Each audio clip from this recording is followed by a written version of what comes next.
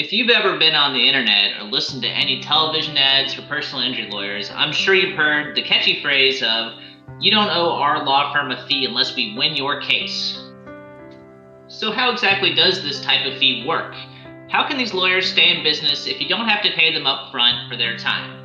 Today I'll explain the basics of the contingency fee structure so that you know what to expect if you ever need to hire a personal injury lawyer to obtain compensation for your injuries. Put simply, a contingency fee is a fee that's contingent or predicated on the successful resolution of your personal injury claim.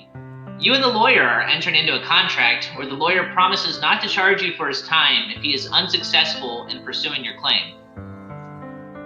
Contingency fees are always based upon a percentage of the overall recovery that the lawyer makes on your behalf. The most common percentage for a car accident case is a 1/3 contingency fee.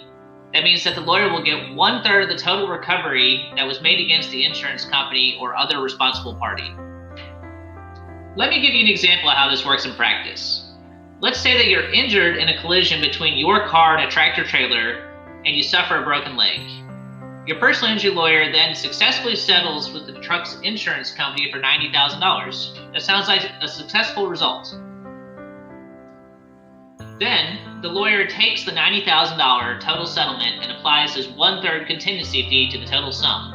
The lawyer will be entitled to $30,000 for his time and expertise, leaving $60,000 left on the table.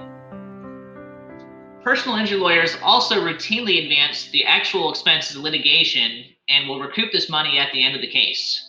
Let's say the case resolved without too much of a struggle and the law firm only had to advance $1,000 to pursue your case. There's now $59,000 left.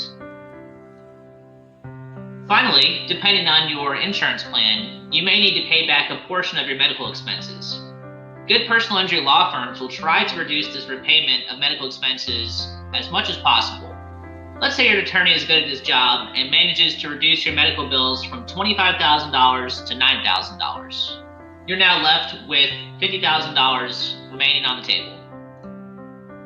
The $50,000 remaining is your actual recovery for the injuries you sustained in the car accident, and the law firm will write you a check for the total sum of $50,000.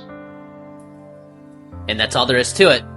If you've been injured as a result of someone else's negligence, please do not hesitate to contact our law firm of Melrose Law at www.mountainverdict.com or at 800-222-2430.